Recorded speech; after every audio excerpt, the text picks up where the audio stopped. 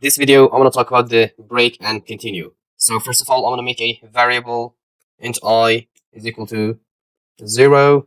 So here, I'm going to make a while loop while I is less than 10. Printf I colon %d \n I. So here, I'm going to increment the I plus plus. Here, before the while loop, I'm going to make another printf in order to understand this is the starting point of while loop. I'm going to write loop start, and here at the end of this while loop, I'm going to make another printf in order to understand this is the end of our while loop. I'm going to write loop end. Let's put semicolon here, and again semicolon. Oops, I forgot all of the semicolons. So if I run this code, it will print the 0 until 9. Let's compile it and see. GCC -o. As you can see, it printed 1. Oops, I have to put a backslash in here, and again another backslash in. Let's put here. Let's compile it again. As you can see here, loop start. I is 0, 1, 2, 3, 4, 5, 6, 7, 8, 9, loop end. Here, first of all, it print this printf function, loop start, and again here it check the I is 0. It's less than 10. It print the I, print the 0, and here it increment the I, increment the 0 by 1, it will become 1, and this while loop went upward and checked the I again. I is 1, I is less than 10, and it checked this cycle until this condition became false. When I was 9, it checked the condition was true. Here it printed the 9. Here I incremented by 1, I became 10, and this while loop went up and check here, I was 10. 10 wasn't less than 10. 10 is equal to 10. So this condition was false. This while loop ends, and here it print this printf function.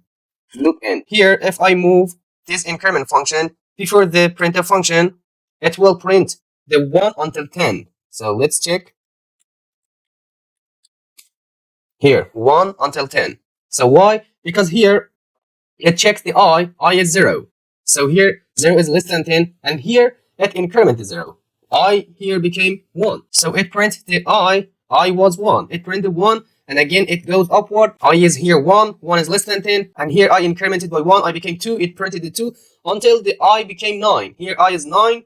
9 is less than 10. Here I increment by 1, I became 10, and here it printed the I, and again the loop went upward and checked the 10. 10 wasn't less than 10, 10 was equal to 10. This condition was false, and the loop end, and it printed this printf function. So this was the while loop. So let's use the break and continue. So I want to write here if I was equal to, for example, 7, and outside this bracket I'm going to write break. So here it checks if I became 7, it will break the loop and jump out of this block of code, and it will run this printf function.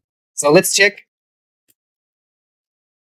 As you can see here, 1, 2, 3, 4, 5, 6, 7. Here it checked I is 7, and it printed the I, and it broke the while loop. Here it printed the 7. So now I want to move this if statement before this printf function. So let's see what will happen. So I'm going to compile it. So here 1, 2, 3, 4, 5, 6. It didn't print the 7. In the previous condition, it print 7 and break up the loop and jump out of the while loop. And here it didn't do 7. So why? Because here we said that if I is equal to 7, break. And it didn't print the 7.